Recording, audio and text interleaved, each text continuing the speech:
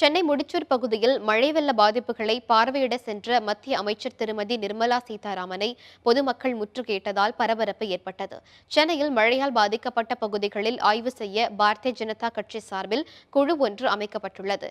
இவர்கள் வெள்ள பாதிப்புகள் குறித்து பாஜக தலைவர் திரு அமித்ஷாவிடம் அறிக்கை அளிக்க உள்ளனர். இந்நிலையில் பாரதிய ஜனதா கட்சி குழுவில் இடம்பெற்றுள்ள மத்திய அமைச்சர் திருமதி நிர்மலா சீதாராமனுடன் தமிழக பாஜக தலைவர் தமிழிசை சவுந்தரராஜன் உள்ளிட்டோர் சென்னை முடிச்சூரில் பாதிக்கப்பட்ட பகுதிகளை இன்று ஆய்வு செய்தனர். அப்போது தேவையான அடிப்படை வசதிகளை அரசு செய்து தரவில்லை என்று கூறி மத்திய அமைச்சரை பொதுமக்கள் முற்றுகையிட்டனர். இதையடுத்து செய்தியாளர்களிடம் பேசிய மத்திய அமைச்சர் நிர்மலா சீதாராமன், சென்னை நகரின் கட்டமைப்பு சரியாக இல்லாததே வெள்ள பாதிப்பிற்கு காரணம் என்று தெரிவித்தார். மேலும் வடகிழக்கு பருவமழையை ஒட்டி தகுந்த முன்னெச்சரிக்கை நடவடிக்கை எடுக்கவில்லை என்றும் அவர் குற்றம் சாட்டினார். மழை தீவிரமா இருந்த போது ஏதோ வந்தாங்க, உணவு பொட்டலங்க கொடுத்தாங்களே தவிர அது எல்லாருக்கும் கிடைக்கல. சில வீட்டில் கிடைச்சது, சில வீட்டில் கிடைக்காம போயிடுச்சு. இவங்க முன்ஜாக்கிரதைக்கு மழை வரப்போகுது, நீங்க எல்லாரும் ஜாக்கிரதையா இருங்கன்னு சொன்ன அனௌன்ஸ்மெண்ட் கூட எல்லாருக்கும் காதல ஊழற அளவுக்கு பண்ணல. எங்கேயோ பண்ணிட்டு போயிட்டாங்களே தவிர பின்னாடி இருக்கக்கூட இவங்களுக்கு அந்த அனௌன்ஸ்மெண்ட் கூட, முன்ஜாக்கிரதையா சொன்ன அனௌன்ஸ்மெண்ட் கூட அவங்க காதல விழலைங்கிறாங்க.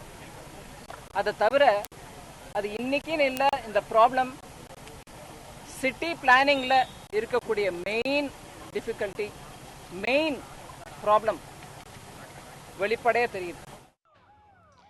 இதேபோல் கடலூர் மாவட்டம் காட்டுப்பாளையம், விசூர் உள்ளிட்ட பகுதிகளில் மழை மற்றும் வெள்ளத்தால் ஏற்பட்ட பாதிப்புகளை பொன் ராதாகிருஷ்ணன் பார்வையிட்டு ஆய்வு செய்தார். பின்னர் செய்தியாளர்களிடம் பேசிய அவர், தமிழகத்தில் மழையால் ஏற்பட்டுள்ள சேத விவரங்களை ஆய்வு செய்து கட்சி தலைமையிடம் அறிக்கையாக அளிக்கப் போவதாக கூறினார்.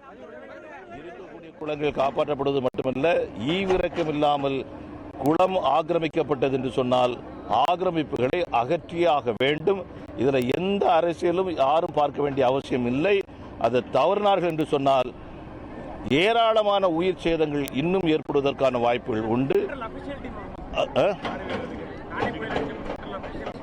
ஆமா, அவங்க அறிக்கை கொடுக்கட்டும். அதுக்கு நாங்கள் ஏற்கனவே தொடர்ந்து நாம பேசிட்டு இருக்கிறோம். நானும் சீஃப் செக்ரட்டரியோட பேசிட்டு இருந்தேன். ஆகையினால அறிக்கை வந்த பின்பாக அதுக்கு தக்கபடி இருக்கணும்.